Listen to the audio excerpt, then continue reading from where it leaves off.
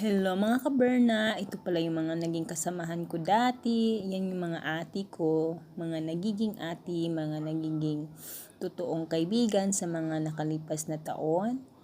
Yan sila at hindi ko na matandaan ang mga pangalan isa-isa sa kanila basta nakuha ko lang yung mga picture na yan, yung lumang picture na yan dahil sa inopen ko na yung old account ko na Facebook at nakita ko yung mga memories namin kaya sinave ko at ginawa kong ganito. So sa lahat ng mga ati ko na kanya-kanya na kaming trabaho, sana magiging masaya kayo kung saan man kayo ngayon at maraming salamat sa memories na mayroon tayo at ikikip ko yon hanggang sa pag-uwi ko ng Pinas.